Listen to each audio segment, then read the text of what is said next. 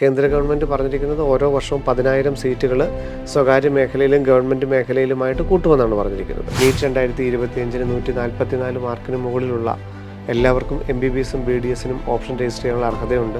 2024 വരെയുള്ള സാഹചര്യത്തിനനുസരിച്ച് 25,000 all India rank വരെയുള്ളവർക്കാണ് ഗവൺമെൻറ് MBBS സീറ്റ് കിട്ടിയിരിക്കുന്നത്. 75,000 റാങ്ക് വരെയുള്ളവർക്കാണ് ഗവൺമെൻറ് BDS കിട്ടിയിരിക്കുന്നത്. 1.5 ലക്ഷം 2 ലക്ഷം റാങ്ക് വരെയുള്ളവർക്കാണ് BSc നഴ്സിംഗ് ഗവൺമെൻറ് മേഖലയിൽ കിട്ടിയിരിക്കുന്നത്. അതുതന്നെ റിസർവേഷൻ അനുസരിച്ച് SC വിഭാഗമാക്കുമ്പോഴേക്കും 2.5 ലക്ഷം 3 ലക്ഷം വരെയുള്ളവർക്ക് കിട്ടിയിട്ടുണ്ട്. MBBSഉം BDSഉം മാത്രമാണ് കേരളത്തിൻ്റെ ആദ്യഘട്ടത്തെ അലോട്ട്മെൻറ്റിൽ ഉണ്ടാവുക. ആ MBBS BDS അലോട്ട്മെൻറ്റ് തീർന്നതിന് ശേഷമായിരിക്കും അഗ്രികൾച്ചർ, വെറ്റിനറി, ആയുർവേദം പോലുള്ള അലോട്ട്മെൻറ്റുകൾ ആരംഭിക്കുന്നത്.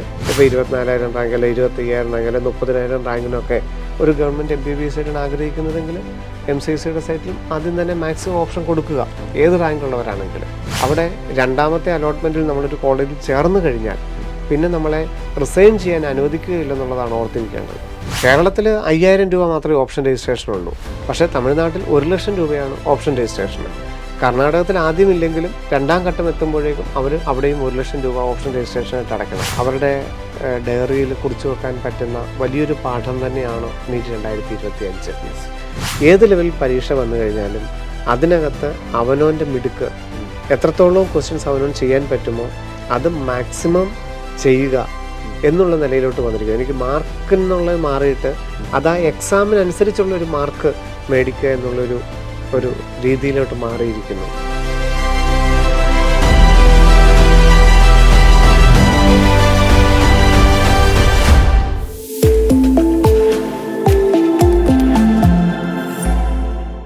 ശിവൻ സാറിനൊപ്പം എന്ന പ്രോഗ്രാമിൻ്റെ 149ാമത് എപ്പിസോഡിലേക്ക് നമ്മൾ പ്രവേശിക്കുകയാണ്.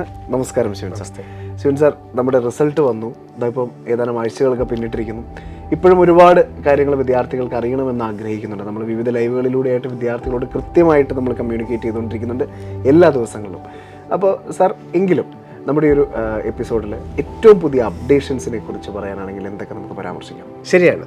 നമുക്ക് കേരള അലോട്ട്മെൻറ്റിൻ്റെ കീം മെഡിക്കലിൻ്റെ ഒരിക്കൽ കൂടി അപേക്ഷിക്കാനുള്ള ഒരു അവസരമാണ് ഇപ്പോൾ നടന്നുകൊണ്ടിരിക്കുന്നത്.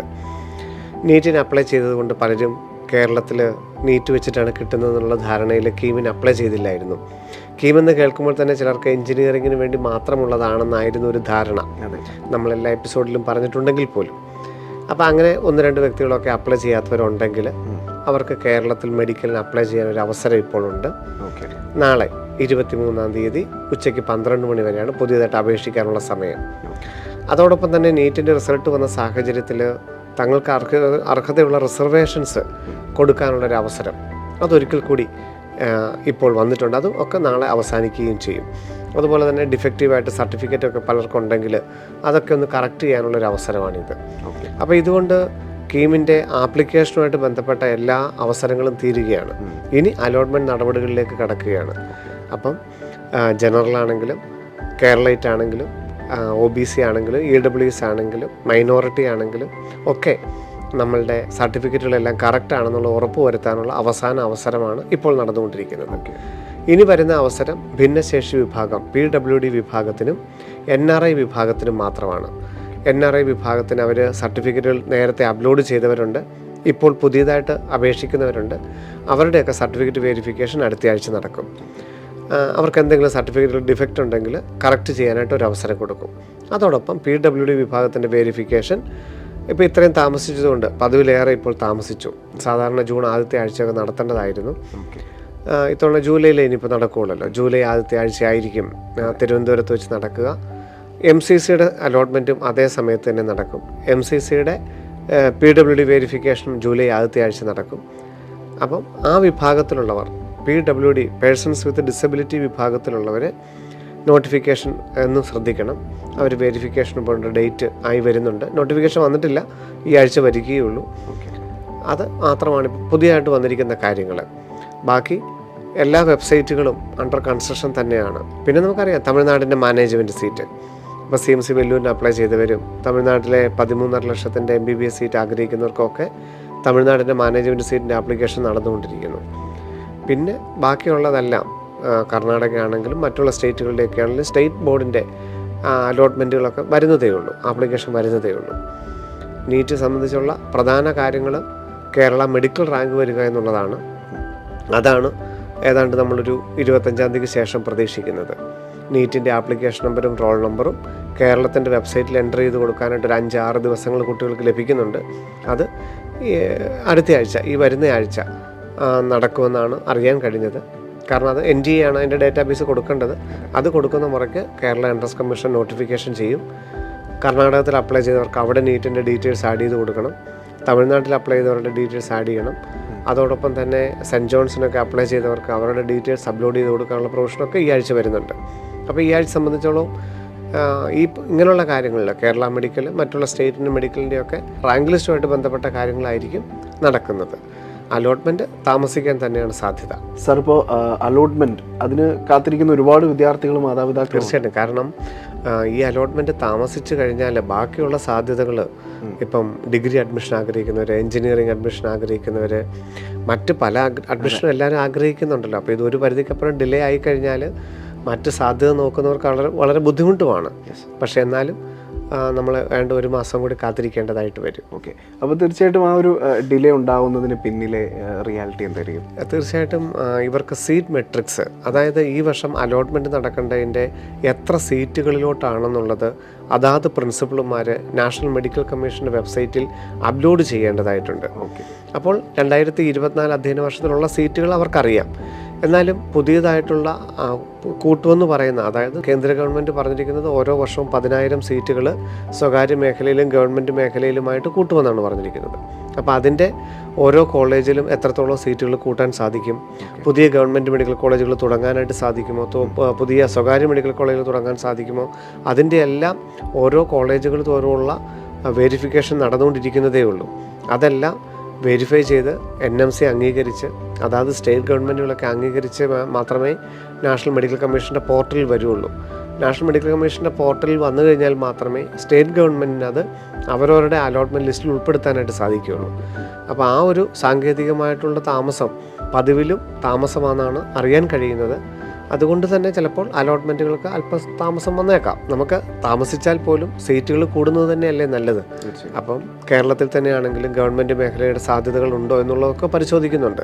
വയനാടും കാസർഗോഡും ഒക്കെ ഗവൺമെൻറ് മെഡിക്കൽ കോളേജുകളിലൊക്കെ സാധ്യതകൾ ആരായുന്നുണ്ട്. സാധ്യതകൾ മാത്രമേ ആയിട്ടുള്ളൂ, മറ്റൊന്നും ആയിട്ടില്ല. അപ്പം അങ്ങനെയുള്ളതെല്ലാം ആരായുന്നു. മറ്റുള്ള കോളേജുകളുടെ സീറ്റ് വർധനവിനെക്കുറിച്ചുള്ള ചർച്ചകൾ നടക്കുന്നു.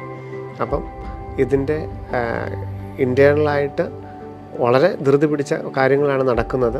അത് ആയിട്ട് സീറ്റ് മെട്രിക്സ് വന്നു കഴിഞ്ഞാൽ മാത്രമേ നമുക്ക് ഒരു സാങ്കേതികമായിട്ട് എത്രത്തോളം സീറ്റുകൾ ഈ വർഷം കൂടും, എത്രത്താണ് സാധ്യത എന്നൊക്കെ നമുക്ക് പറയാനായിട്ട് സാധിക്കുകയുള്ളൂ. ജൂലൈ അവസാനത്തോടു കൂടിയാണ് അങ്ങനെയുള്ള കാര്യങ്ങളൊക്കെ നമുക്കൊരു കുറച്ചും കൂടെ ക്ലിയർ ആയിട്ട് മനസ്സിലാക്കാൻ സാധിക്കുകയുള്ളൂ. സാർ, ഒരുപക്ഷെ നീറ്റ് എക്സാം എഴുതിയ അല്ലെങ്കിൽ നീറ്റ് എക്സാമിലൂടെ ഒരു MBBS അഡ്മിഷൻ ആവട്ടെ, അല്ലെങ്കിൽ മറ്റ് മെഡിക്കൽ എയ്ഡ് കോഴ്സുകളിലേക്ക് പ്രവേശിക്കാൻ ആഗ്രഹിക്കുന്ന വിദ്യാർത്ഥികളാവട്ടെ, അവർക്ക് അതിൽ ഭൂരിഭാഗവും ഏറ്റവും ആദ്യമായിട്ട് ഓപ്ഷൻസ് ഒക്കെ കൊടുക്കുന്നവരായിരിക്കും. തീർച്ചയായിട്ടും അല്ലേ? അപ്പോൾ തീർച്ചയായിട്ടും അങ്ങനെയുള്ള ആളുകൾക്ക് ഒരുപക്ഷെ ഓപ്ഷൻസ് എങ്ങനെയാണ് കൊടുക്കേണ്ടത്, അതിലെ കൃത്യത, വ്യക്തത, അതൊക്കെ ഒന്ന് വളരെ വിശദമാക്കി തരാം. ഇനി നമുക്ക് ആദ്യമുള്ളത് നമ്മൾ ഈ സ്റ്റേറ്റ് ഗവൺമെൻറ്റുകളുടെ റാങ്ക് വരിക എന്നുള്ളത് തന്നെയാണ് പ്രധാനമായിട്ട് ചെയ്യാനുള്ളത്. അതിനുശേഷം മാത്രമേ അലോട്ട്മെൻറ്റ് നടപടികളിലേക്ക് കടക്കുകയുള്ളൂ. ഏതാണ്ട് ജൂലൈ പകുതിയോടുകൂടിയൊക്കെയാണ്, കറക്റ്റ് ഒരു ഷെഡ്യൂളിലാണെന്നുണ്ടെങ്കിൽ ജൂലൈ 10-15 ആകുമ്പോഴാണ് ഓൾ ഇന്ത്യ അലോട്ട്മെൻറ്റ് നടപടികൾ തുടങ്ങേണ്ടത്. അതിൻ്റെ ഷെഡ്യൂൾ നേരത്തെ തന്നെ വരും. അപ്പോൾ ഓൾ ഇന്ത്യ അലോട്ട്മെൻറ്റിൽ ആർക്കൊക്കെയാണ് പങ്കെടുക്കേണ്ടതെന്നുള്ളത് നമ്മൾ പറഞ്ഞു കഴിഞ്ഞു. നീറ്റ് 2025 144 മാർക്കിന് മുകളിലുള്ള എല്ലാവർക്കും MBBSഉം BDSനും ഓപ്ഷൻ രജിസ്റ്റർ ചെയ്യാനുള്ള അർഹതയുണ്ട്. അത് OBC മറ്റ് റിസർവേഷൻ വിഭാഗങ്ങളാണെങ്കിൽ 113 മാർക്കിന് മുകളിലുള്ളവർക്കാണെങ്കിലും ഓപ്ഷനുകൾ ഓൾ ഇന്ത്യ തലത്തിൽ രജിസ്റ്റർ ചെയ്യാം. ഓൾ ഇന്ത്യ തലത്തിൽ MBBSഉം BDSഉം BSc നഴ്സിംഗും മാത്രമേ ഉള്ളൂ. അത് ഗവൺമെൻറ് മേഖലയും സ്വകാര്യ മേഖലയില്ല, ഡീംഡ് മേഖലയാണ്. അപ്പോൾ പലരും ഇപ്പോഴും ചോദിക്കുന്നുണ്ട്, മറ്റുള്ള സ്വകാര്യ മേഖലയിൽ പ്രവേശനം കിട്ടാനായിട്ട് ഓൾ ഇന്ത്യ തലത്തിൽ അപ്ലൈ ചെയ്യണ്ടേ എന്ന്. മറ്റൊരു സ്റ്റേറ്റിലെയും, കേരളത്തിലെ ഉൾപ്പെടെ, കേരളത്തിലെ ആണെങ്കിലും മറ്റൊരു സ്റ്റേറ്റിലെ ആണെങ്കിലും സ്വകാര്യ മെഡിക്കൽ അലോട്ട്മെൻറ്റുകൾക്ക് വേണ്ടിയിട്ട് ഓൾ ഇന്ത്യ തലത്തിൽ പ്രവേശിക്കേണ്ടതിട്ടില്ല. ഓൾ ഇന്ത്യയിൽ ഓപ്ഷൻ രജിസ്ട്രേഷൻ വേണ്ടതില്ല. അതാത് സ്റ്റേറ്റുകൾ വഴി തന്നെ അപ്ലൈ ചെയ്യണം. ഓൾ ഇന്ത്യ തലത്തിൽ ഗവൺമെൻറ് മേഖലയും ഡീംഡ് മേഖലയും മാത്രമേ ഉള്ളൂ. MBBSഉം BDSഉം BSc നഴ്സിംഗും മാത്രം. ഗവൺമെൻറ് തലത്തിൽ നമുക്ക് കുട്ടികൾക്കെല്ലാം അറിയാവുന്ന തരത്തിലുള്ള ഗവൺമെൻറ് മെഡിക്കൽ കോളേജുകൾ, എയിംസുകൾ, ജിപ്മറുകൾ, ESI മെഡിക്കൽ കോളേജുകൾ, പിന്നെ വളരെ ഉയർന്ന ഫീസുള്ള ഡീംഡ് കോളേജുകൾ, ഈ കാറ്റഗറികൾ മാത്രമേ ഉള്ളൂ ഓൾ ഇന്ത്യ തലത്തിൽ. ഇവിടെ ഇപ്പോൾ ധാരാളം ആൾക്കാർക്ക് സംശയം ഉണ്ടാകും, 500 മാർക്ക് അല്ലെങ്കിൽ 480 മാർക്ക് അല്ലെങ്കിൽ 400 മാർക്കുള്ളവർക്കൊക്കെ കൊടുക്കാൻ സാധിക്കുമോ, അല്ല കൊടുത്തിട്ട് പ്രയോജനമുണ്ടോ? നമ്മൾ പ്രയോജനമുണ്ടോ ഇല്ലയോ എന്നുള്ളത് നമ്മൾ ഒരിക്കലും നോക്കേണ്ടതായിട്ടില്ല. 2024 വരെയുള്ള സാഹചര്യത്തിനനുസരിച്ച് 25,000 ഓൾ ഇന്ത്യ റാങ്ക് വരെയുള്ളവർക്കാണ് ഗവൺമെൻറ് MBBS സീറ്റ് കിട്ടിയിരിക്കുന്നത്. 75,000 റാങ്ക് വരെയുള്ളവർക്കാണ് ഗവൺമെൻറ് BDS കിട്ടിയിരിക്കുന്നത്. 1.5 ലക്ഷം 2 ലക്ഷം റാങ്ക് വരെയുള്ളവർക്കാണ് BSc നേഴ്സിംഗ് ഗവൺമെൻറ് മേഖലയിൽ കിട്ടിയിരിക്കുന്നത്. അതുതന്നെ റിസർവേഷൻ അനുസരിച്ച് SC വിഭാഗമാക്കുമ്പോഴേക്കും 2.5 ലക്ഷം 3 ലക്ഷം വരെയുള്ളവർക്ക് കിട്ടിയിട്ടുണ്ട്. ST വിഭാഗം എത്തുമ്പോഴേക്കും 4 ലക്ഷം 5 ലക്ഷം വരെ റാങ്കുള്ളവർക്കും ഓൾ ഇന്ത്യ തലത്തിൽ സീറ്റുകൾ കിട്ടിയിട്ടുണ്ട്. അപ്പം ഇതൊക്കെ കഴിഞ്ഞ വർഷത്തെ സാധ്യതകളാണ്. അപ്പോൾ ഇതൊന്നും നമ്മൾ നോക്കേണ്ടതായിട്ടില്ല. നമുക്കൊരു ഈ പറയുന്ന ഏതെങ്കിലും ഒരു സീറ്റിന് താല്പര്യമുണ്ടെങ്കിൽ അതാത് സൈറ്റുകളിൽ അപ്ലൈ ചെയ്യുക എന്ന് മാത്രമേ ഉള്ളൂ. ഓൾ ഇന്ത്യ തലത്തിൽ ഓപ്ഷനുകൾ കൊടുക്കുക എന്നുള്ളത് മാത്രമേ ഉള്ളൂ. പിന്നെ വളരെ ഉയർന്ന ഫീസിൽ പോകാൻ ആഗ്രഹിക്കുന്നവരുണ്ട്, അല്ലെങ്കിൽ നല്ല കോളേജുകളിൽ നല്ല ഇൻഫ്രാസ്ട്രക്ചറൊക്കെ ഉള്ള കോളേജുകളിൽ പഠിക്കാൻ ആഗ്രഹിക്കുന്ന ഒരു കമ്മ്യൂണിറ്റി ഉണ്ട്. ഫീസ് എന്ന് പറയുന്നവരെ സംബന്ധിച്ചുള്ള ഒരു ബാധ്യതയല്ല എന്നുണ്ടെങ്കിൽ ഡീംഡ് കോളേജുകൾ 52 ഡീംഡ് കോളേജുകളും ഓൾ ഇന്ത്യ തലത്തിലുണ്ട്. ഏതൊരു റാങ്കിലുള്ളവരാണെങ്കിലും 10 ലക്ഷം റാങ്കുള്ളവരാണെങ്കിലും തീർച്ചയായിട്ടും MBBS സീറ്റ് കിട്ടും. ഓൾ ഇന്ത്യ തലത്തിലാണ് അപ്ലൈ ചെയ്യേണ്ടത്. ഡീംഡ് കോളേജുകളിൽ 52 കോളേജുകളിൽ അപ്ലൈ ചെയ്ത് കഴിഞ്ഞാൽ മിനിമം 144 മാർക്കാണെന്നുണ്ടെങ്കിലും MBBSന് പ്രവേശനം കിട്ടും. അപ്പം ഫീസ് 25 ലക്ഷം 30 ലക്ഷമൊക്കെ വാർഷിക ഫീസ് ആകുമെന്ന് മാത്രം. അതാണ് ഓൾ ഇന്ത്യ തലത്തിലുള്ള അഡ്മിഷൻ. പിന്നെയുള്ളത് അതാത് സ്റ്റേറ്റുകളിലുള്ള അഡ്മിഷനാണ്. കേരളത്തിലും കർണാടകത്തിലും തമിഴ്നാട്ടിലും ആന്ധ്രയിലും തെലങ്കാനയിലും എവിടെയൊക്കെയാണോ എല്ലായിടത്തും. അതിൽ ഗവൺമെൻറ് മേഖലയിൽ നമുക്ക് കേരളത്തിൽ മാത്രമാണ് സ്റ്റേറ്റ് തലത്തിൽ കിട്ടുന്നത്. ബാക്കിയുള്ള എല്ലാ തലത്തിലും നമുക്ക് മാനേജ്മെൻറ്റ് തലത്തിൽ മാത്രമേ കിട്ടുകയുള്ളൂ. മാനേജ്മെൻറ്റ് തലത്തിൽ പോകാൻ MBBSനോ BDSനോ പോകാൻ താല്പര്യമുള്ളവർ മറ്റുള്ള എല്ലാ സ്റ്റേറ്റുകളിലും കൊടുക്കേണ്ടതായിട്ടുണ്ട്. അവർക്ക് താല്പര്യമുള്ള സ്റ്റേറ്റുകൾ എവിടെയാണോ അവിടെയൊക്കെ അപ്ലൈ ചെയ്യേണ്ടതായിട്ടുണ്ട്. അപ്പോൾ ഇവിടെ നമുക്കൊരു കേരള മെഡിക്കൽ റാങ്ക് 10,000 വരെയൊക്കെയാണ് കഴിഞ്ഞ വർഷം സെൽഫ് ഫിനാൻസിങ് കിട്ടിയിരിക്കുന്നത്. സെൽഫ് ഫിനാൻസിങ് മേഖലയിൽ കുഹാസിൻ്റെ വെരിഫിക്കേഷൻ കഴിഞ്ഞിട്ടുണ്ട്. സീറ്റുകളുടെ എണ്ണം കൂട്ടാനുള്ള ധാരണയായിട്ടുണ്ട്. അത് എത്രത്തോളം ഇംപ്ലിമെൻറ്റ് ചെയ്യുമെന്നുള്ളതൊക്കെ നമുക്ക് ജൂലൈ അവസാനത്തോടെ അറിയാൻ സാധിക്കുകയുള്ളൂ.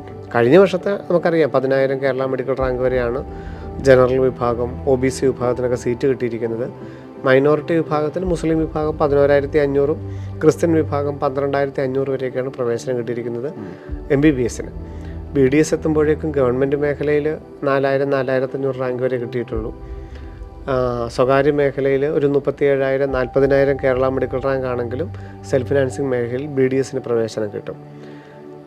MBBSും BDSും മാത്രമാണ് കേരളത്തിൻ്റെ ആദ്യഘട്ടത്തെ അലോട്ട്മെൻറ്റിൽ ഉണ്ടാവുക. ആ MBBS BDS അലോട്ട്മെൻറ്റ് തീർന്നതിന് ശേഷമായിരിക്കും അഗ്രികൾച്ചർ, വെറ്റിനറി, ആയുർവേദം പോലുള്ള അലോട്ട്മെൻറ്റുകൾ ആരംഭിക്കുന്നത്.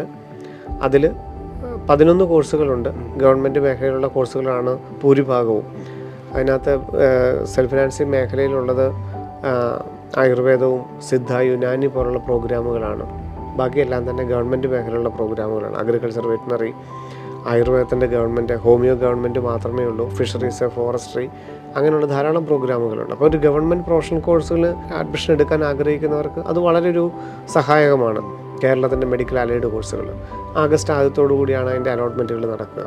അപ്പം എല്ലാ സാധ്യതകളും കറക്റ്റായിട്ടൊരു വിശകലനം ചെയ്തിട്ട് ഈ അലോട്ട്മെൻറ്റ് നടപടികളിലേക്ക് കടക്കുന്നവർക്ക് വളരെ എളുപ്പത്തിൽ തന്നെ ചെയ്യാവുന്നതും അലോട്ട്മെൻറ്റ് കിട്ടുകയോ കോളേജ് ചെന്ന് ചേരുന്ന ആ ഒരു പ്രോസസ്സ് അടുത്ത 2-3 മാസങ്ങൾക്കുള്ളിൽ തന്നെ നടക്കും. അത് കൃത്യമായിട്ട് വെബ്സൈറ്റുകൾ വീക്ഷിച്ചാൽ മാത്രം മതിയാകും. പിന്നെ നമ്മുടെ അപ്ഡേഷൻസും അവർക്ക് ഉപയോഗിക്കാനായിട്ട് സാധിക്കും. സാർ, ഇപ്പോൾ ഓൾ ഇന്ത്യ തലത്തിലെ അലോട്ട്മെൻറ്റും കേരളത്തിലെ അലോട്ട്മെൻറ്റും നമ്മൾ ഒരു പക്ഷേ ഇതിന് മുൻപത്തെ എപ്പിസോഡുകളിൽ പറഞ്ഞിട്ടുണ്ട്. എങ്കിലും ഒരുപാട് കമൻറ്റുകളിൽ വരുന്നുണ്ട് അതിൻ്റെ ഒരു പ്രത്യേകത എന്താണ്, അല്ലെങ്കിൽ ഇതിനെ എങ്ങനെ ആയിരിക്കണം മലയാളികൾ നോക്കി കണ്ടതെന്നൊക്കെ. അതൊന്ന് ഒരിക്കൽ കൂടി നമുക്ക് വ്യക്തമാക്കാം. ഒരു ഗവൺമെൻറ് MBBS സീറ്റാണ് ആഗ്രഹിക്കുന്നതെങ്കിൽ, അല്ലെങ്കിൽ ഒരു ഗവൺമെൻറ് BDS സീറ്റാണ് ആഗ്രഹിക്കുന്നതെങ്കിൽ ആദ്യത്തെ സാധ്യത എന്ന് പറയുന്നത് ഓൾ ഇന്ത്യ അലോട്ട്മെൻ്റ് ആണ്. MCC.nic.in എന്ന വെബ്സൈറ്റ് വഴി ആഗ്രഹിക്കുന്ന എല്ലാവരും അവരുടെ എത്രത്തോളം കോളേജുകളിൽ പോകാൻ സാധിക്കുമോ അത് ആദ്യത്തെ അലോട്ട്മെൻറ്റിൽ തന്നെ പങ്കെടുക്കുക. ഒരു ഗവൺമെൻറ് MBBS സീറ്റിനാണ് ആഗ്രഹിക്കുന്നതെങ്കിൽ ആന്ധ്രയാണെങ്കിലും തെലുങ്കാനയാണെങ്കിലും ആൻഡമാൻ ആണെങ്കിലും ത്രിപുരയാണെങ്കിലും ഏത് കോളേജിലും പഠിക്കാമെന്നുള്ളവർക്ക് എത്ര റാങ്ക് ആണെങ്കിലും മാക്സിമം ഓപ്ഷൻ കൊടുത്ത് നോക്കുക. 25,000 റാങ്ക് വരെയൊക്കെയാണ് മുൻവർഷങ്ങളിൽ കിട്ടിയിരിക്കുന്നത് മാത്രം. എവിടെയാണെങ്കിലും എത്രത്തോളം നോർത്ത് ഈസ്റ്റേൺ സ്റ്റേറ്റ് ആണെങ്കിലും മാക്സിമം ഒരു 25,000 വരെയൊക്കെ പ്രവേശനം കിട്ടിയിട്ടുള്ളൂ. എങ്കിൽ പോലും അതുമാത്രമാണ് സാധ്യതകൾ. അപ്പം അതിനകത്ത് എത്രത്തോളം ഗവൺമെൻറ്റിൻ്റെ ഓപ്ഷൻസ് ആദ്യ റൗണ്ടിൽ തന്നെ കൊടുക്കുകയും ചെയ്യണം. ഇപ്പോൾ 24,000 റാങ്ക് അല്ലെ 25,000 റാങ്ക് അല്ലെ 30,000 റാങ്കിനൊക്കെ ഒരു ഗവൺമെൻറ് MBBS സൈഡിലാണ് ആഗ്രഹിക്കുന്നതെങ്കിൽ MCSEയുടെ സൈറ്റിൽ ആദ്യം തന്നെ മാക്സിമം ഓപ്ഷൻ കൊടുക്കുക, ഏത് റാങ്കുള്ളവരാണെങ്കിലും. അത് മാത്രമാണ് ഒരു സാധ്യത എന്ന് പറയുന്നത്. കേരളത്തിൻ്റെ അലോട്ട്മെൻറ്റ് വരുമ്പോഴത്തേക്കും കേരളത്തിൻ്റെ ഗവൺമെൻറ് MBBSും സെൽഫ് ഫിനാൻസിങ് MBBSും BDSും സെൽഫ് ഫിനാൻസിങ് BDSും ഒക്കെ നമ്മൾ വെക്കണം. ഇത് തമ്മിലുള്ള വ്യത്യാസം എന്ന് പറഞ്ഞാൽ ഓൾ ഇന്ത്യ അലോട്ട്മെൻറ്റ് 4 ഇൻഡിവിജ്വലാണ്. നമുക്ക് ഏത് റൗണ്ടിൽ വേണമെങ്കിലും അതിനകത്തോട്ട് പ്രവേശിക്കാം. ഏത് റൗണ്ടിലും നമുക്ക് അവിടുത്തെ ഓപ്ഷൻസ് നമ്മുടെ ഇഷ്ടത്തിനനുസരിച്ച് മാറ്റിമറിച്ച് കൊടുക്കാം. ആദ്യത്തെ അലോട്ട്മെൻറ്റിൽ 100 ഓപ്ഷൻ വെക്കുന്നു, രണ്ടാമത്തെ അലോട്ട്മെൻറ്റിൽ വേണേൽ 10 വെക്കാം. ഇനി നമുക്ക് മൂന്നാമത്തെ അലോട്ട്മെൻറ്റിൽ ആദ്യത്തിൽ കിട്ടാതെ പോയ ഓപ്ഷൻസൊക്കെ എടുത്ത് വെക്കാം. അവിടെ നമുക്ക് കോഴ്സുകളോ കോളേജുകളോ ഏത് പ്രയോറിറ്റിയിലോ ഏത് രീതിയിലും നമുക്ക് ഓൾ ഇന്ത്യ അലോട്ട്മെൻറ്റിനെ സമീപിക്കാം. അവിടെ രണ്ടാമത്തെ അലോട്ട്മെൻറ്റിൽ നമ്മളൊരു കോളേജിൽ ചേർന്ന് കഴിഞ്ഞാൽ പിന്നെ നമ്മളെ റിസൈൻ ചെയ്യാൻ അനുവദിക്കുകയില്ലെന്നുള്ളതാണ് ഓർത്തിരിക്കേണ്ടത്. നമ്മളിപ്പോൾ BDSനാണെങ്കിൽ ഓൾ ഇന്ത്യ തലത്തിലൊരു സീറ്റ് എടുത്തു കഴിഞ്ഞാൽ, അല്ലെ BSc നേഴ്സിങ്ങിനാണെങ്കിലും ഓൾ ഇന്ത്യ തലത്തിൽ നമ്മൾ രണ്ടാം ഘട്ടത്തിലൊരു കോളേജിൽ ചേർന്ന് കഴിഞ്ഞാൽ പിന്നെ ഒരു കാരണവശാലും അവിടുന്ന് TC തരാനായിട്ട് ആ പ്രിൻസിപ്പളിനാവില്ല. അത് മാത്രം ഓർത്താൽ മതിയാകും. രണ്ടാം ഘട്ടത്തിൽ ഏത് കോഴ്സിനാണെങ്കിലും MBBS ആവാം, BDS ആവാം, BSc നേഴ്സിംഗ് ആവാം, നമ്മളൊരു കോളേജിൽ ചെന്ന് ചേർന്ന് കഴിഞ്ഞാൽ, സർട്ടിഫിക്കറ്റ് കൊടുത്ത് ചേർന്ന് കഴിഞ്ഞാൽ ഒരു കാരണവശാലും അവർക്ക് മറ്റൊരു അലോട്ട്മെൻറ്റിലേക്ക്, മറ്റൊരു സ്റ്റേറ്റിൻ്റെ അലോട്ട്മെൻറ്റിലേക്ക് മാറാനായിട്ടുള്ള TC തരാൻ ആ പ്രിൻസിപ്പളിന് വെബ്സൈറ്റിൽ നിർവാഹമില്ലാതെ പോകും. ആ പ്രിൻസിപ്പളിന് തരാൻ ആഗ്രഹം ഉണ്ടായിരിക്കും, പക്ഷേ ആ TC ആ സിസ്റ്റത്തിൽ നിന്ന് ഇഷ്യൂ ചെയ്യാൻ ആ പ്രിൻസിപ്പളിനാവില്ല. അതുകൊണ്ട് രണ്ടാം ഘട്ടത്തിൽ ചേരുമ്പോൾ അത്രയ്ക്ക് താല്പര്യമുണ്ടെങ്കിൽ മാത്രമേ ചേരാവുള്ളൂ. ചേർന്നില്ലെങ്കിൽ രജിസ്ട്രേഷൻ ഫീസ് നഷ്ടപ്പെടുമെന്നേ ഉള്ളൂ. മൂന്നാം ഘട്ടത്തിൽ വേണേൽ വീണ്ടും പങ്കെടുക്കാം, പുതിയതായിട്ട് ഫീസ് അടയ്ക്കണമെന്ന് മാത്രമേ ഉള്ളൂ. ഇനി രണ്ടാം ഘട്ടത്തിൽ പോയി ചേർന്ന് കഴിഞ്ഞാൽ ഓൾ ഇന്ത്യയുടെ തന്നെ മൂന്നാം ഘട്ടത്തിലോട്ട് നമുക്ക് അപ്ഗ്രേഡ് ചെയ്യാം. അല്ലാതെ നമുക്ക് സ്റ്റേറ്റിലോട്ട് വിടുക എന്നുള്ളൂ മാത്രം. ഇനി കഴിഞ്ഞ വർഷം അങ്ങനെ ഒരു നിയമം ഉണ്ടെങ്കിൽ പോലും പല സ്റ്റേറ്റുകളുടെ അലോട്ട്മെൻറ്റുകൾ ഒത്തിരി താമസിച്ചു പോകും. അങ്ങനെ ഏതെങ്കിലും സ്റ്റേറ്റുകളുടെ ഒരു അലോട്ട്മെൻറ്റ് താമസിച്ചു പോയാൽ ആ സ്റ്റേറ്റിന് വേണ്ടിയിട്ട് അല്ലെങ്കിൽ AFMCയിൽ ചേരാൻ വേണ്ടിയിട്ട്, കഴിഞ്ഞ തവണ രണ്ടാം ഘട്ട അലോട്ട്മെൻറ്റ് തുടങ്ങിക്കഴിഞ്ഞിട്ടാണ് AFMCയുടെ അലോട്ട്മെൻറ്റ് വന്നത്. അപ്പം TC കൊടുക്കാൻ ആ പ്രിൻസിപ്പളിന് നിർവാഹമില്ലാത്തതുകൊണ്ട് പ്രത്യേക ഒരു സർക്കുലർ ഇറക്കേണ്ടി വന്നു, നിങ്ങൾക്ക് ആ സമയത്ത് TC ഇഷ്യൂ ചെയ്യാനായിട്ടുള്ളത്. അപ്പം ഇത് ഓൾ ഇന്ത്യ തലത്തിലും കറക്റ്റായിട്ട് വായിച്ച് ചെയ്തുകൊണ്ടാണ് ഇരിക്കുന്നത്. ഏതെങ്കിലും സ്റ്റേറ്റുകളുടെ അലോട്ട്മെൻറ്റ് താമസിച്ചു പോവുകയാണെങ്കിൽ അവർ രണ്ടാം ഘട്ടം കഴിഞ്ഞാലും TC ഇഷ്യൂ ചെയ്യാനുള്ള ഓർഡർ തരും. പക്ഷേ നിയമം രണ്ടാം ഘട്ടത്തിന് ശേഷം ക്വിറ്റ് ചെയ്യാൻ അനുവദിക്കില്ല എന്നുള്ളതാണ്. അപ്ഗ്രഡേഷൻ മാത്രമേ അനുവദിക്കുകയുള്ളൂ. കേരളത്തിലും അതുപോലെ തന്നെ. കേരളത്തിലും രണ്ടാം ഘട്ടത്തിൽ നമ്മൾ പോയി ചേർന്ന് കഴിഞ്ഞാൽ മൂന്നാം ഘട്ടത്തിലോട്ട് അപ്ഗ്രേഡ് ചെയ്യും. ക്വിറ്റ് ചെയ്ത് പോകണമെങ്കിൽ നമ്മുടെ രജിസ്ട്രേഷൻ ഫീസും നമ്മൾ ആ എൻട്രൻസ് കമ്മീഷൻ അടയ്ക്കുന്ന പൈസയൊക്കെ നമുക്ക് നഷ്ടപ്പെടും. അത് ഓർക്കണമെന്ന് മാത്രമേ ഉള്ളൂ. അപ്പം ഇത് ഓൾ ഇന്ത്യ അലോട്ട്മെൻറ്റ് ഇൻഡിവിജ്വൽ ആണെന്നുള്ളതും കേരളത്തിൽ ഒരു പ്രാവശ്യം മാത്രമേ ഓപ്ഷൻ വെക്കാൻ അവസരമുള്ളൂ. MBBSന് ശേഷം ഗവൺമെൻറ് MBBSന് ശേഷം സെൽഫ് ഫിനാൻസിങ് MBBS ആണ് പോകേണ്ടതെങ്കിൽ ആദ്യം തന്നെ ഓപ്ഷൻ വെച്ചോണം. സ്ട്രേ വേക്കൻസി വരെ കാത്തിരുന്നാൽ സ്ട്രേ വേക്കൻസിയിൽ മാക്സിമം ഒരു 3-4 വേക്കൻസികളെ വരുള്ളൂ. അത് ഇവർ ആഗ്രഹിക്കുന്ന ഒരു കോളേജുകളിലും വേക്കൻസി കാണുകയില്ല. ഇപ്പം 525 മാർക്കുള്ള ഒരാളെ സംബന്ധിച്ചോളം ഗവൺമെൻറ് കിട്ടിയില്ല എങ്കിൽ അയാൾക്ക് കേരളത്തിലെ ഏറ്റവും ആഗ്രഹമുള്ളൊരു കോളേജിൽ ചേരാനായിരിക്കും താല്പര്യം, സെൽഫ് ഫിനാൻസിങ്. പക്ഷേ അലോട്ട്മെൻ്റ് എല്ലാം കാത്തിരുന്നിട്ട് സ്ട്രേ വേക്കൻസിയിൽ എടുക്കുന്നുള്ളൂ എന്ന് വിചാരിച്ചാൽ അദ്ദേഹം ആഗ്രഹിക്കുന്ന ഒരു സെൽഫ് ഫിനാൻസിങ് കിട്ടിക്കൊള്ളുന്നില്ല. ഏതെങ്കിലും ഒരു സെൽഫ് ഫിനാൻസിങ്ങേ കിട്ടുകയുള്ളൂ. അതുകൊണ്ട് അവിടെ എടുക്കേണ്ട ഒരു യുക്തിപരമായിട്ടുള്ള തീരുമാനം എടുത്തോണം. അങ്ങനെ ഇനി മൂന്നാമത്തെ റൗണ്ടൊക്കെ അങ്ങനെ നമ്മളൊരു 525 മാർക്കുള്ള ഒരാൾ ആദ്യം തന്നെ സെൽഫിൽ ചേർന്നു. മൂന്നാമത്തെ റൗണ്ട് വരുമ്പം വേണമെങ്കിൽ ആലോചിച്ചിട്ട് ക്വിറ്റ് ചെയ്യാം, മാറി നിൽക്കാൻ വേണമെങ്കിൽ. അതൊക്കെ ആ സമയത്ത് ആലോചിച്ചിട്ട് എടുത്താൽ മതിയാകും. കേരളത്തിൽ ഓപ്ഷൻ കൊടുക്കാൻ ഒരു അവസരമേ ഉള്ളെന്നുള്ളതാണ് പ്രത്യേകത. അത് ഗവൺമെൻറ് MBBS ആണെങ്കിലും BDS ആണെങ്കിലും ഗവൺമെൻറ് ആണെങ്കിലും സെൽഫ് ആണെങ്കിലും അതുപോലെ തന്നെ മെഡിക്കൽ അലൈഡ് ആണെങ്കിലും അഗ്രികൾച്ചർ, വെറ്റിനറി, ആയുർവേദം ഒക്കെ ആണെങ്കിലും അവിടെ ഓപ്ഷൻ വെക്കാൻ ഒരവസരമേ ഉള്ളൂ. അതിനകത്ത് മാക്സിമം ഓപ്ഷൻ വെച്ചോളണം. അലോട്ട്മെൻറ്റ് കിട്ടിക്കഴിഞ്ഞാൽ രണ്ടാം ഘട്ടത്തിലോട്ട് മൂന്നാം ഘട്ടത്തിലോട്ട് അപ്ഗ്രേഡ് ചെയ്യും. മൂന്നാം ഘട്ടത്തിൽ എവിടെയാണോ നിൽക്കുന്നത് അവിടെയായിരിക്കും നമ്മൾ പഠിക്കുക. ഒരു കാരണവശാലും അതിനുശേഷം TC തരാൻ അവർക്കാവില്ല. ചിലരെങ്കിലും മൂന്നാം ഘട്ടത്തിൻ്റെ ഒരു സെൽഫ് ഫിനാൻസിങ് കോളേജിലൊക്കെ നിന്ന് കഴിഞ്ഞിട്ട് സ്ട്രേ വേക്കൻസിയിൽ ഒരു സീറ്റൊക്കെ കാണും. അപ്പം അതിൽ പങ്കെടുക്കാൻ പറ്റില്ല എന്ന് ചോദിക്കും. ചിലപ്പോൾ BDSനായിരിക്കും നിൽക്കുന്നത്. MBBSൻ്റെ ഒരു സീറ്റ് സ്ട്രേ വേക്കൻസി 4ാം റൗണ്ടിൽ വേക്കൻസി കാണും. അപ്പോൾ അങ്ങോട്ട് പരിഗണിക്കാൻ നമുക്ക് നിയമപരമായിട്ട് അർഹതയില്ലെന്ന് ചോദിക്കും. ഇല്ല, നമുക്ക് മൂന്നാം ഘട്ടത്തിൽ അഡ്മിഷൻ എടുത്തു നിൽക്കുന്ന ഒരാൾക്ക് 4ാം ഘട്ടത്തിൽ പങ്കെടുപ്പിക്കാനുള്ള അർഹത അവർക്ക് നിയമപരമായിട്ടും ഇല്ല. കോടതിയിൽ പോയാൽ പോലും അതിന് അംഗീകാരം കിട്ടുകയെന്ന് നിർബന്ധമില്ല. പുതിയൊരു കോളേജാണെങ്കിൽ സ്റ്റേ വേക്കൻസിയിൽ വരുന്നത് ആദ്യമായിട്ട് വരുന്നൊരു കോളേജാണെങ്കിൽ അനുവദിക്കും, നിലവിലുള്ളൊരു കോളേജാണെങ്കിൽ സീറ്റ് ഇവിടെ അനുവദിക്കുകയുമില്ല. അപ്പം ഫസ്റ്റ് റൗണ്ടിൽ മാക്സിമം ഓപ്ഷൻ കൊടുക്കുക എന്നുള്ളതാണ് കേരള അലോട്ട്മെൻറ്റിൽ ചെയ്യേണ്ടത്. ഇന്ത്യയിൽ എവിടെയെങ്കിലും ഗവൺമെൻറ് MBBS ആയിട്ട് ആഗ്രഹിക്കുന്നവരാണെങ്കിൽ, ഗവൺമെൻറ് BDS ആഗ്രഹിക്കുന്നവരാണെങ്കിൽ, BSc നേഴ്സിംഗ് ആഗ്രഹിക്കുന്നവരാണെങ്കിൽ ആദ്യത്തെ റൗണ്ടിൽ മാക്സിമം ഓപ്ഷൻ കൊടുക്കുക. അതുപോലെ തന്നെയാണ് ഡീംഡിൻ്റെ കാര്യത്തിലും. ഡീംഡിൻ്റെ കാര്യത്തിൽ ഫീസ് കുറഞ്ഞ കോളേജിൽ അഡ്മിഷൻ എടുക്കാൻ ആഗ്രഹിക്കുന്നുണ്ടെങ്കിൽ ആദ്യത്തെ റൗണ്ടിൽ കൊടുക്കണം. ഇല്ലെങ്കിൽ ഓരോ റൗണ്ട് കഴിയും തോറും അവിടെ ആവശ്യക്കാർ കൂടുകയും ആദ്യത്തെ റൗണ്ടിൻ്റെ ലാസ്റ്റ് റാങ്കിനനുസരിച്ച് പോലും ഒരിക്കലും ഡീംഡ് കോളേജുകൾ പിന്നീട് ഉണ്ടാവില്ല. അതുകൊണ്ട് ഒരു ഡീംഡ് കോളേജിൽ അഡ്മിഷൻ എടുക്കാൻ ആഗ്രഹിക്കുന്നുണ്ടെങ്കിൽ ആദ്യത്തെ റൗണ്ടിൽ അവനവൻ്റെ കയ്യിൽ ഉൾക്കൊള്ളുന്ന ഫീസിനനുസരിച്ചുള്ള മാക്സിമം ഓപ്ഷൻ കൊടുക്കണം. പിന്നീട് ആ കോളേജുകൾ വേക്കൻസി കാണണമെന്ന് നിർബന്ധമില്ല, റെഗുലറായിട്ട് നോക്കണമെന്ന് മാത്രമേ അർത്ഥമുള്ളൂ. സാർ ഇപ്പോൾ ഡീംഡിൻ്റെ കാര്യം സാറ് പറഞ്ഞു, പക്ഷേ ഡീംഡിൽ നല്ലൊരു ഫീസാണ്. ഇതിന് വളരെ ഉയർന്ന ഫീസാണ്. 18 ലക്ഷം, 20 ലക്ഷം, 22 ലക്ഷം പെർ ആനുമാവും. അപ്പോൾ ഒരു സാധാരണ ഫാമിലിയെ സംബന്ധിച്ചിടത്തോളം അവരെ കൊണ്ട് അത്ര പോസിബിൾ ആയിട്ടുള്ളൊരു കാര്യമല്ല ഒരു പക്ഷേ. തീർച്ചയായിട്ടും അങ്ങനെ നമുക്ക് MBBSന് പോകാനും ആവില്ലല്ലോ. കാരണം MBBS മാത്രം പോരല്ലോ, നമുക്ക് PG എടുക്കണം, അതിനിടയിൽ നമുക്ക് ഫാമിലി സെറ്റ് ചെയ്യണം. അതെ, അവിടെ ഒരു മറ്റൊരു സ്റ്റേറ്റുകളുണ്ടല്ലോ, അപ്പോൾ മറ്റ് സംസ്ഥാനങ്ങളിലേക്കൊക്കെ ഈ പറയുന്ന പോലെ നമുക്ക് എങ്ങനെ ഈസി ആയിട്ട് അപ്രോച്ച് ചെയ്യാൻ പറ്റും? തീർച്ചയായിട്ടും. അപ്പം ഡീംഡ് പോലെയുള്ള വളരെ ഉയർന്ന ഫീസുള്ള ഒരു കോളേജിൽ അഡ്മിഷൻ എടുക്കാൻ ആഗ്രഹിക്കാത്തവർ മറ്റുള്ള സ്റ്റേറ്റുകളുടെ മാനേജ്മെൻറ്റ് സീറ്റാണ് ആഗ്രഹിക്കുന്നത്. ഉദാഹരണം പറയുകയാണെങ്കിൽ നമ്മൾ തമിഴ്നാടിൻ്റെ കാര്യം പറഞ്ഞു. 13.5 ലക്ഷം ഫീസും ഏതാണ്ട് 4 ലക്ഷം രൂപ ചിലവും. 17 ലക്ഷം രൂപയാണ് എല്ലാ വർഷവും തമിഴ്നാട്ടിൽ ചിലവ് വരിക. കർണാടകത്തിലാണെങ്കിൽ 12 ലക്ഷവും 1 ലക്ഷവും ചിലവ് വരും. അപ്പോൾ ഒരു 13 ലക്ഷം എല്ലാ വർഷവും ചിലവ് വരും കർണാടകത്തിൽ. ആന്ധ്ര തെലങ്കാനയിൽ ഒരു 10 ലക്ഷം രൂപയും 1.5 ലക്ഷം രൂപയാണ് അതിൽ അഡീഷണൽ ചിലവ് വരിക. അത് ആന്ധ്ര തെലങ്കാന. UP ആണെങ്കിൽ ഒരു 13.5 ലക്ഷം രൂപ, 12 ലക്ഷം ഫീസ്, 1.5 ലക്ഷം രൂപ ചിലവും. അതാണ് UP യിൽ ചിലവ് വരിക.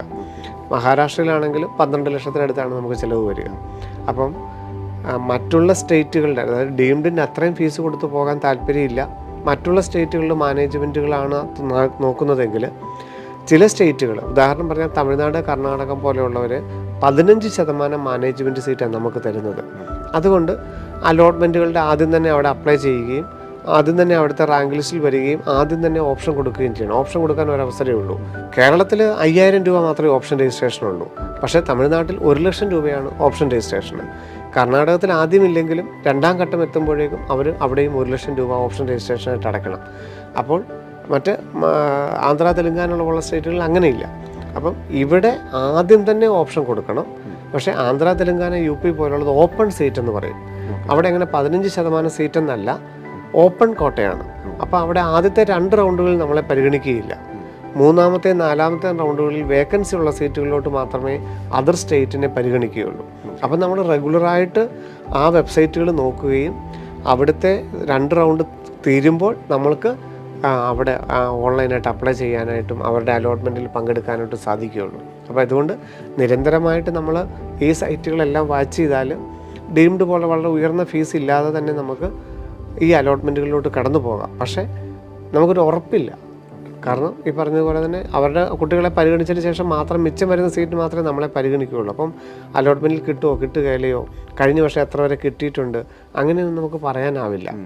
മറ്റേതെന്ന് പറഞ്ഞാൽ ലാസ്റ്റ് റാങ്ക് നോക്കിയിട്ട് നമുക്ക് ഇന്ന കോളേജ് കിട്ടുമെന്ന് ഉറപ്പ് പറയാനായിട്ട് സാധിക്കും. പക്ഷേ അതർ സ്റ്റേറ്റ് കോട്ടയിൽ നമുക്ക് ആ ഒരു ഉറപ്പ് ഇന്ന മാർക്ക് വരെ കിട്ടും അല്ല കിട്ടിയിട്ടുണ്ട് എന്ന് പറയാനാവില്ല. എത്ര മാർക്കിനും കിട്ടിയിട്ടുമുണ്ട് താനും. ഇപ്പം 300 മാർക്കാണെങ്കിലും അതർ സ്റ്റേറ്റിൽ കിട്ടിയിട്ടുണ്ട്.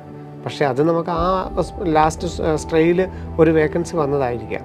അതുകൊണ്ട് മറ്റുള്ള സ്റ്റേറ്റുകളിലെല്ലാം അപ്ലൈ ചെയ്യാൻ ആഗ്രഹിക്കുന്നവർ അവിടുത്തെ ഫീസ് സ്ട്രക്ചർ പറ്റുമെന്നുണ്ടെങ്കിൽ അപ്ലൈ ചെയ്യുക, അലോട്ട്മെൻറ്റുകളിൽ പങ്കെടുക്കുക എന്നുള്ളത് മാത്രമേ ഉള്ളൂ. നിരന്തരം അവർ വാച്ച് ചെയ്യുകയും അപ്ലൈ ചെയ്യുകയും ചെയ്യുക. അതാണ് ഒരു പരിധി വരെ ഏജൻറ്റുമാർ മുതലെടുക്കുകയും ചെയ്യുന്നത്. കാരണം ഞങ്ങൾ ഉറപ്പാണ് എന്ന് പറഞ്ഞുകൊണ്ടാണ് അവർ കുട്ടികൾ ചെയ്യുന്നത്. അപ്പോൾ ഇവർക്ക് അറിയാൻ വേറെ മാർഗവുമില്ല. അത് ആ കൃത്യമായിട്ടും ആ സൈറ്റിൽ നിരന്തരം വീക്ഷിക്കുകയും അവിടുത്തെ വേക്കൻസി ലിസ്റ്റുകൾ നോക്കുകയും ആ കോളേജുകളെക്കുറിച്ച് പഠിക്കുകയൊക്കെ ചെയ്താൽ തീർച്ചയായിട്ടും എല്ലാ സ്റ്റേറ്റുകളിലും 15% സീറ്റുകളെങ്കിലും നമുക്ക് കിട്ടാനുള്ള അർഹതയുണ്ട്. ഏതു മാർക്കാണെങ്കിലും മറ്റുള്ള സ്റ്റേറ്റുകളിൽ കിട്ടാനുള്ള സാധ്യതയുമുണ്ട്. സാർ, ഇപ്പോൾ മറ്റ് മെഡിക്കൽ അലൈഡ് കോഴ്സുകളിലേക്ക് ഇപ്പോൾ ചില കുട്ടികൾ കാത്തിരിപ്പിൻ്റെ ഒരു സമയത്ത് ചിലപ്പോൾ ഒരു പക്ഷേ ജോയിൻ ചെയ്തേക്കാം, അവരുടെ മുമ്പിലുള്ളൊരു ഓപ്ഷൻ അതായിരിക്കാം. തീർച്ചയായിട്ടും നല്ലത് തന്നെയാണ്. കാരണം പറഞ്ഞല്ലോ, അഗ്രികൾച്ചർ ആണെങ്കിലും വെറ്റിനറി ആണെങ്കിലും ആയുർവേദം, ഹോമിയോ, ഫിഷറീസ്, ഫോറസ്ട്രി, എല്ലാം നല്ല നല്ല പ്രൊഫഷണൽ കോഴ്സുകൾ തന്നെയാണ്, ഗവൺമെൻറ് മേഖലയിലുള്ള സാധ്യതകൾ തന്നെയാണ്. അതിനകത്ത് അഡ്മിഷൻ എടുക്കുകയും അതിൻ്റെ എല്ലാ സാധ്യതകളും ഉപയോഗിക്കുകയും ചെയ്യണമെന്നുള്ളത് തന്നെ. കാരണം ഇനി വരാൻ പോകുന്ന കാലഘട്ടത്തിൽ ഇന്ന കോളേജ് ഇന്ന കോഴ്സ് എന്നുള്ളതിനൊക്കെ അപ്പുറത്ത് ഏറ്റവും നല്ല രീതിയിൽ അവിടെ എടുക്കാൻ സാധിച്ചാൽ തീർച്ചയായിട്ടും എല്ലാ സാധ്യതകളും അവർക്കുണ്ട്. അപ്പം അല്ലാതെ ഒരു പ്രത്യേക ഒരു കോഴ്സിന് മാത്രമേ ഞാൻ പഠിക്കുകയുള്ളൂ, ഒരു കോളേജിൽ മാത്രമേ പഠിക്കുകയുള്ളൂ എന്നുള്ള ഒരു ഇത് ഇനി കാണിക്കേണ്ടതായിട്ടില്ല. വരാൻ പോകുന്ന കാലഘട്ടം വലിയൊരു മാറ്റത്തിൻ്റെ കാലഘട്ടമാണ്. ഏതെങ്കിലും ഒരു പ്രൊഫഷണൽ കോഴ്സിൽ ചേർന്ന് ഏറ്റവും നല്ല രീതിയിൽ പഠിച്ച് മുന്നേറണം എന്ന് തന്നെയാണ് നമ്മുടെ അഭ്യർത്ഥന. അപ്പോൾ സാർ ഇങ്ങനെ സാർ ഇപ്പോൾ ഈ പറഞ്ഞ പോലെ തന്നെ അഗ്രികൾച്ചർ അല്ലെങ്കിൽ ഇത്തരത്തിലുള്ള ഫിഷറീസ് പോലുള്ള കോഴ്സുകളിലൊക്കെ ആയിരിക്കുന്ന ഒരു വിദ്യാർത്ഥിക്ക് ഈ ലാസ്റ്റ് റൗണ്ടിലേക്കൊക്കെ എത്തുമ്പോൾ ഒരു MBBS സീറ്റിന് അർഹതയുണ്ട് എന്ന് വരികയാണെങ്കിൽ ആ കുട്ടിക്ക് സ്വിച്ച് ചെയ്യാൻ പറ്റും? തീർച്ചയായിട്ടും. നമ്മളിപ്പം ഈ MBBS BDSന് മാത്രമേ ചേർന്ന് കഴിഞ്ഞാൽ മറ്റുള്ള അലോട്ട്മെൻറ്റിലോട്ട് പരിഗണിക്കില്ല എന്നുള്ളതൊന്നും. ഇതങ്ങനെയല്ല. അലൈഡ് കോഴ്സുകളിൽ ഏതിൽ ചേർന്ന് കഴിഞ്ഞാൽ വേണമെങ്കിലും എപ്പോൾ വേണമെങ്കിലും അവർക്ക് MBBSൻ്റെയോ BDSൻ്റെയോ സാധ്യതകൾ സ്ട്രേ വേക്കൻസി ആണെങ്കിൽ പോലും തീർച്ചയായിട്ടും അവർക്ക് ഓപ്ഷൻ കൊടുക്കാനായിട്ടും അഡ്മിഷൻ കിട്ടുകയാണെങ്കിൽ അങ്ങോട്ട് മാറുകയും ചെയ്യാം. തീർച്ചയായിട്ടും അത് നല്ലൊരു ഓപ്ഷൻ തന്നെയാണ്. കാരണം ഇൻ കേസ് കിട്ടിയില്ല എന്നുണ്ടെങ്കിൽ അവർക്കിതിൽ തുടരുകയും ചെയ്യാം. അതുകൊണ്ട് അലൈഡ് കോഴ്സിൽ അഡ്മിഷൻ എടുക്കുന്നുണ്ട് യാതൊരു കുഴപ്പവുമില്ല, ധൈര്യമായിട്ട് എടുക്കുക. ഏറ്റവും ലാസ്റ്റ് സ്ട്രേ വേക്കൻസി വരെ അവർക്ക് MBBS BDSന് ആഗ്രഹം ഉണ്ടെങ്കിൽ അതിൻ്റെ സാധ്യതകൾ ഉൾക്കൊള്ളാനും സാധിക്കും. സാർ ഇപ്പോൾ ബെർലിനെ സംബന്ധിച്ചിടത്തോളം അഭിമാനം നിറഞ്ഞ വർഷമാണ് 2025. തീർച്ചയായിട്ടും എല്ലാ മേഖലയിലും, JEE ആണെങ്കിലും നീറ്റാണെങ്കിലും JEE അഡ്വാൻസ്ഡ് ആണെങ്കിലും ഇനി വരാൻ പോകുന്ന Kerala engineering, Kerala medical, NISER ഏത് മേഖലയാണെങ്കിലും ഈ വർഷം നമുക്ക് മറ്റൊരു വലിയ വലിയ നേട്ടങ്ങളുടെ വർഷം തന്നെയായിരുന്നു. ഓക്കെ, അപ്പോൾ ഒരുപാട് വിജയങ്ങളുണ്ട് 2025. ഈ ഗംഭീരമായിട്ടുള്ള വിജയത്തെ എങ്ങനെയാണ് ബെർലിൻ്റെ വരവേൽക്കാൻ? നമുക്ക് എപ്പോഴും അടുത്ത വർഷം വരുന്ന കുട്ടികൾക്ക് 2026 വരുന്ന കുട്ടികൾക്ക് ഒരു പ്രചോദനമാകുവാനായിട്ടും അവർക്കൊരു മാർഗനിർദ്ദേശമാകുവാനായിട്ട് നമ്മൾ ഏറ്റവും പ്രൗഢഗംഭീരമായ രീതിയിൽ തന്നെയാണ് എൻജിനീയറിംഗ് ആണെങ്കിലും മെഡിക്കൽ ആണെങ്കിലും നമ്മൾ വിജയാഘോഷങ്ങൾ നടത്തുന്നത്. ഒന്ന്, ഈ വിജയം നേടിയവരുടെ അവരുടെ കഠിനാധ്വാനത്തിന് നമ്മൾ കൊടുക്കുന്ന ഒരു ആദരവ്. അതുപോലെ തന്നെ വരുന്ന വർഷം വരുന്ന കുട്ടികൾക്ക് അതൊരു പ്രചോദനവും. എൻജിനീയറിങ്ങിന് നമുക്ക് പാലായിൽ വെച്ച് തന്നെ ബേസിലോൺ നമ്മുടെ മെഗാ ഇവൻ്റ് നടക്കുന്ന ബേസിലോൺ ഓഡിറ്റോറിയത്തിൽ വെച്ച് വരുന്ന 28-ാം തീയതി JEE main Kerala topper, JEE advanced Kerala topper, ഇനി കേരള എഞ്ചിനീയറിംഗ് റിസൾട്ട് വരുന്നു, അതിൻ്റെ ടോപ്പേഴ്സ്, അതുൾപ്പെടെ ഏതാണ്ട് ഒരു 5000-ത്തിലധികം വരുന്ന ഒരു ഗംഭീര സദസ്സായിരിക്കും എഞ്ചിനീയറിംഗ് വിക്ടറി ഡേയിൽ നമ്മൾ നടത്തുക. ക്യാഷ് പ്രൈസുകൾ, ഗോൾഡ് മെഡലുകൾ, മൊമെൻറ്റോകൾ, അതുപോലെ തന്നെ എല്ലാ സംസ്ഥാനത്തെ മന്ത്രിമാരാണെങ്കിലും സാംസ്കാരിക നായകന്മാരാണെങ്കിലും സിനിമാ മേഖലയിലുള്ളവരാണെങ്കിലും ഒക്കെ എല്ലാവരും പങ്കെടുക്കുന്നുണ്ട്. അതൊരു ദൃശ്യവിരുന്നു കൂടി ആയിരിക്കും തീർച്ചയായിട്ടും നമ്മളുടെ 28-ാം തീയതിയിലത്തെ എഞ്ചിനീയറിംഗ് വിക്ടറി ഡേ. അതുപോലെ തന്നെയാണ് മെഡിക്കൽ. കഴിഞ്ഞ വർഷം നമുക്കതൊരു വലിയ അനുഭവവേദ്യം തന്നെയായിരുന്നു. അഡ്ലസ് കൺവെൻഷൻ സെൻറ്ററിൽ നമ്മൾ മെഡിക്കൽ വിക്ടറി ഡേ നടത്തിയത്. 10,000-ത്തിലധികം വരുന്ന ഒരു സദസ്സ്, വിദ്യാർത്ഥികളും രക്ഷിതാക്കളും അവരുടെ കുഞ്ഞുമക്കളും മുത്തശ്ശിമാരും മുത്തശ്ശന്മാരും ഒക്കെ ഉള്ള ഒരു പ്രൗഢഗംഭീരമായ സദസ്സ്. അവരെ ആദരിക്കുവാൻ വേണ്ടിയിട്ട് കേരളത്തിൻ്റെയും കേന്ദ്രത്തിൻ്റെയുമുള്ള മന്ത്രിസഭയിലെ ഏറ്റവും പ്രമുഖ അംഗങ്ങൾ, ബാക്കി സാംസ്കാരിക സാമൂഹ്യ നേതാക്കന്മാരെല്ലാം എത്തുന്നു, നമ്മുടെ അധ്യാപകരെല്ലാം എത്തുന്നു. അപ്പം തീർച്ചയായിട്ടും ഇനി അവരുടെ യാത്രയുടെ ആ ഒരു തുടക്കം, കാരണം MBBS എന്ന് പറയുന്ന അവരുടെ ആ ഒരു വലിയ യാത്രയുടെ തുടക്കം ഏറ്റവും ഐശ്വര്യപ്രദമാകാൻ വേണ്ടിയുള്ള എല്ലാ ക്രമീകരണങ്ങളുമാണ് നമ്മൾ 12-ാം തീയതി അഡ്ലസ് ഓഡിറ്റോറിയത്തിലും അറേഞ്ച് ചെയ്തിരിക്കുന്നത്.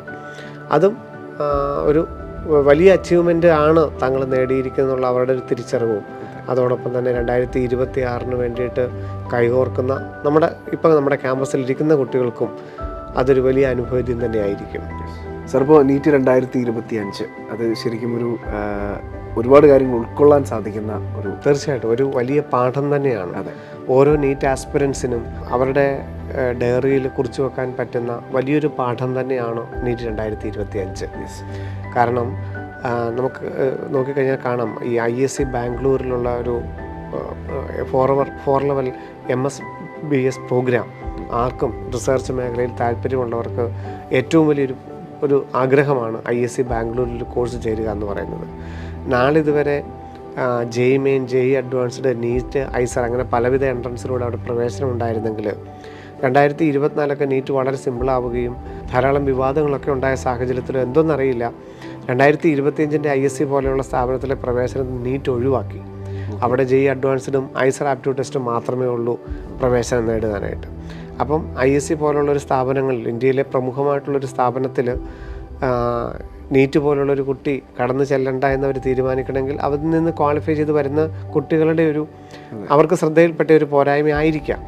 അതിനെയൊക്കെ പരിഹരിക്കാൻ പറ്റുന്നതായിരുന്നു നീറ്റ് 2025. എയിംസിലാണെങ്കിലും ഈ പറയുന്ന ISCയിലാണെങ്കിലും ജിപ്പറിലാണെങ്കിലും ഗവൺമെൻറ് മെഡിക്കൽ കോളേജ് ആരാണെങ്കിലും അവിടെ കടന്നു ചെല്ലുന്ന വിദ്യാർത്ഥികൾ അത്രത്തോളം അക്കാഡമിക്കലി കൂടുതൽ ബ്രൈറ്റ് ആയിരിക്കണമെന്നുള്ള ഒരു ഉദ്ദേശം ഉണ്ടായിരുന്നിരിക്കാം. അപ്പോൾ തീർച്ചയായിട്ടും അടുത്ത വർഷമൊക്കെ തിരിച്ചു വരികയും ചെയ്യും. അപ്പം അവരുടെ ചരിത്രത്തിൽ രേഖപ്പെടുത്താവുന്ന ഒരു എക്സാം തന്നെയാണ് നീറ്റ് 2025. വലിയൊരു പാഠപുസ്തകം തന്നെയാണ് 2026 സംബന്ധിച്ചുള്ള 25. സാറ് പറഞ്ഞ പോലെ വലിയൊരു പാഠപുസ്തകമാണ്, ഒരുപാട് മാറ്റങ്ങളുണ്ട്. അതിനെ എങ്ങനെയായിരിക്കണം കുട്ടികൾ ഉൾക്കൊള്ളേണ്ടത്? തീർച്ചയായിട്ടും സബ്ജക്റ്റ് എത്രത്തോളം നന്നായി പഠിക്കണം. കാരണം നാളെ ഇതുവരെ 720 മാർക്ക് അല്ലെങ്കിൽ ഏറ്റവും ടോപ്പ് മാർക്കാണ് മേടിക്കേണ്ടത് ഒരു ഗവൺമെൻറ് മേഖലകളിൽ MBBS എന്നുള്ളതൊക്കെ ഉള്ളത് മാറിയിട്ട് JEE അഡ്വാൻസ്ഡ് പോലെ നമുക്ക് എന്തും പ്രതീക്ഷിക്കാം.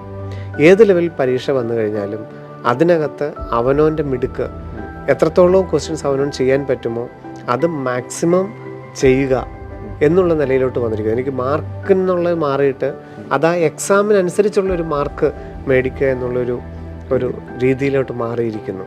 അപ്പം ഇനി മുഴുവൻ മാർക്കും മേടിക്കാനായിട്ട് ആരും പയറ്റേണ്ടതായിട്ടില്ല. പക്ഷേ സബ്ജക്റ്റ് ബയോളജി ആണെങ്കിൽ പോലും വളരെ ഡീപ്പായിട്ട് പഠിക്കുകയും അതിനകത്ത് ഓരോന്നിനകത്തും ഫിസിക്സ് ആണെങ്കിൽ ഏറ്റവും കൂടുതൽ പ്രോബ്ലങ്ങൾ ചെയ്യണം, കെമിസ്ട്രി ആണെങ്കിലും വളരെ ഡീപ്പായിട്ട് തന്നെ കൺസെപ്റ്റുകൾ നോക്കണം, ബയോളജി ആണെങ്കിലും അതുപോലെ തന്നെ കൺസെപ്റ്റ് വളരെ നന്നായിട്ട് പഠിക്കണം. ഓരോന്നിലും അവനവൻ തന്നെ ചോദ്യങ്ങൾ ഉണ്ടാക്കുകയും അവനവനോട് തന്നെ ചോദ്യങ്ങൾ ചോദിക്കുകയും ഏറ്റവും നന്നായിട്ട് സബ്ജക്റ്റ് മനസ്സിലാക്കുകയും ചെയ്യേണ്ട ഒരു വലിയ വ്യത്യാസമാണ് നീറ്റും ഇനി ഉൾക്കൊള്ളാൻ പോകുന്നത്. കാരണം ഇനിയും ഇതിൽ നിന്ന് വളരെ വ്യത്യസ്തമായിട്ട് ഇത്രയും ടഫായിട്ടൊരിക്കലും ഉണ്ടാവില്ലായിരിക്കാം.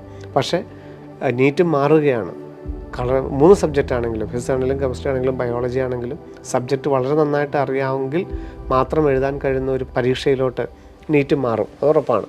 അപ്പോൾ അതുകൊണ്ട് നമുക്ക് മുഴുവൻ മാർക്കും മേടിക്കുക എന്നുള്ളതിനപ്പുറത്ത് ഏത് ലെവലുള്ള എക്സാം വന്നു കഴിഞ്ഞാലും അതിൽ അവനവനെ കൊണ്ട് ചെയ്യാൻ പറ്റുന്ന ക്വസ്റ്റ്യൻസ് എത്രയും വേഗത്തിൽ എത്രയും ആഴത്തിൽ ചെയ്യാൻ സാധിക്കുമോ അങ്ങനെ പരിശീലിക്കേണ്ട ഒരു സമയമാണ്. കൂടുതൽ പ്രോബ്ലങ്ങൾ നന്നായിട്ട് ചെയ്യണം, കൂടുതൽ പ്രാവശ്യം NCERT വായിക്കണം, കൂടുതൽ കെമിസ്ട്രി ക്വസ്റ്റ്യൻസ് കൂടുതൽ മെമ്മറി ബേസ്ഡാണ്. എത്രത്തോളം ക്വസ്റ്റ്യൻസുകൾ നന്നായിട്ട് മനസ്സിലാക്കാൻ സാധിക്കും അത്രത്തോളം ക്വസ്റ്റ്യനുകളോട് കടന്നു പോകണം. അപ്പം സബ്ജക്റ്റ് വളരെ ഡീപ്പായിട്ട് പഠിക്കേണ്ട ഒരു പ്രധാന ആവശ്യം 2026 ഉണ്ടായിരിക്കും. നീറ്റ് 2025 ഒരു MBBS സീറ്റ് അല്ലെങ്കിൽ മറ്റ് മെഡിക്കൽ അലൈഡ് കോഴ്സുകളിൽ ഒരു സീറ്റ് ആഗ്രഹിക്കുന്ന വിദ്യാർത്ഥികൾക്ക് ഏറ്റവും ഉപകാരപ്രദമാകുന്ന തരത്തിലാണ് ശിവൻ സാർ ഓരോ കാര്യങ്ങളും വളരെ വ്യക്തമാക്കി പറഞ്ഞു തന്നത്. നിങ്ങൾക്കറിയാം, കഴിഞ്ഞ ദിവസങ്ങളിലൊക്കെ നിരവധി ലൈവുകളുണ്ട്. ഇനി അങ്ങോട്ടുള്ള ദിവസങ്ങളിലും എല്ലാ ദിവസങ്ങളിലും കൃത്യം 7 മണിക്ക് ശിവൻ സാറിൻ്റെ ലൈവുണ്ട്. അവിടെയെല്ലാം ഓരോ ദിവസവും അല്ലെങ്കിൽ ഈ ഒരു മേഖലയിൽ എൻട്രൻസ് മേഖലയിൽ വരുന്ന ഓരോ മാറ്റങ്ങളെയും പുതിയ അപ്ഡേഷൻസിനെയൊക്കെ വളരെ ആധികാരികമായി തന്നെയാണ് ശിവൻ സാറ് പങ്കുവയ്ക്കുന്നതും അതിൽ വലിയ സ്വീകാര്യതയും ജനങ്ങളുടെ ഇടയിൽ ലഭിക്കുന്നു എന്നതിൽ ഏറെ സന്തോഷം. കാരണം ഏറ്റവും കൃത്യമായ വിവരങ്ങൾ അറിയാൻ എപ്പോഴും വിദ്യാർത്ഥികളും മാതാപിതാക്കളും സമീപിക്കുന്നത് ബ്രില്യൻറ്റ് സ്റ്റഡി സെൻറ്ററിലാണ്. കാരണം ഏറ്റവും അധികം റിസൾട്ടുകൾ ഉള്ളതും അതുപോലെ തന്നെ ഏറ്റവും അധികം വിദ്യാർത്ഥികളെ ഇതിനോടകം വിവിധ മെഡിക്കൽ കോളേജുകളിൽ എത്തിച്ചിരിക്കുന്നതുമൊക്കെ ബ്രില്യൻറ്റ് സ്റ്റഡി സെൻറ്ററാണ്. അതിൽ ശിവൻ സാറിന് നിർണായകമായ പങ്കുണ്ട് എന്ന് തന്നെ നമുക്ക് പറയേണ്ടിയിരിക്കുന്നു. അപ്പോൾ ഈ ഇത്തരത്തിലുള്ള പ്രോഗ്രാമുകളിൽ പറയുന്ന ഓരോ കാര്യങ്ങളും മറ്റുള്ളവരിലേക്കും ഷെയർ ചെയ്യുക എന്നത് നമ്മുടെ ഒരു കടമ കൂടിയാണ്. അപ്പോൾ ലോകമെമ്പാടും ഇരുന്ന് ഇന്ന് ഞങ്ങളെ കേട്ടുകൊണ്ടിരുന്ന എല്ലാ മലയാളി പ്രേക്ഷകർക്കും ഹൃദയം നിറഞ്ഞ നന്ദി. നമസ്കാരം. Brilliant Study Center, India's #1 coaching center for NEET and JEE.